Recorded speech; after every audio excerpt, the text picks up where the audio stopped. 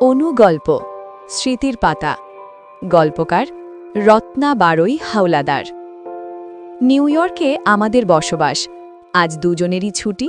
Jackson হাইটসের উদ্দেশ্যে বেরিয়ে পড়লাম। বাজার শেষে নিত্যদিনের মতো রেস্টুরেন্টে গরম ভাত আর করলা ভাজি আমার ভীষণ পছন্দের খাবার। হাবি খাচ্ছিল ওর পছন্দের হালিম। এত শত রাজভোগের মাঝে করলা ভাজি আর ভাত সত্যি একটু অ্যাডভেঞ্চারই মনে হচ্ছিল। ডেজার্টের মিষ্টি তো থাকতেই হবে। মিষ্টি আমার প্রিয় খাবারের মধ্যে একটি, আর আমার সঙ্গী ডায়াবেটিসের তো বটেই। একটু সামনে তাকাতেই দেখছিলাম খিলি পান, হরেক রকমের আইটেমস সমৃদ্ধ। কিনে মুখে পুরে নিলাম, বেশ সুস্বাদু ছিল। পক্ষান্তরেই স্মৃতির পাতায় দাউ দাউ করে জ্বলে উঠল তৃণমূলে ছোট্টবেলার সেই পিতামাতার দয়ের পান সেবনে তাদের তেষ্টার ব্যাপারটি। বুঝি পান সেবনের নেশা ক্ষণে ক্ষণেই বিড়বিড় করে তাদের তন্ত্রীকে তাড়িত করত। পিতলের পানের বাটা, পিতলের জাতি, শর্তা, আরও কত কি।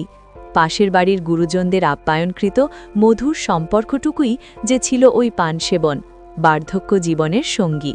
শেষ বয়স পর্যন্ত দাঁত মাকে স্বাধীন রেখেছিল, বিট্রে করেনি। মটমট করে দাঁত সুপারি ভালি করত।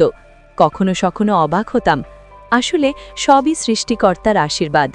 বাবা ডেঞ্চার ব্যবহার করতেন, কেননা কোনো এক অ্যাক্সিডেন্ট বাবার দাঁত কেড়ে নিয়েছিল। দেখেছি ছেঁচুনি ব্যবহারে বাবা পান ছেঁচে খেতেন। তবে মজার বিষয় হলো ওই পান ছেঁচতে ভলেন্টিয়ারের কোনো অভাব ছিল না। পাড়ার নাতি নাতনিদের লাইন পড়ে যেত। বোধ করি টং টং ওই শব্দটির আকর্ষণই ওদেরকে প্রভাবিত করেছে। বলা বাহুল্য, বাবা তার বাড়ির সম্মুখে বড় সুপারি বাগান করেছিলেন। পরবর্তীতে চৌধুরী বাড়ি নামের সঙ্গে সুপারি বাগান নামটিও যুক্ত হতো। সত্যি আজ যেন শুধুই স্মরণীয়, স্মৃতির পাতায় আঁকা গুচ্ছ ছবি।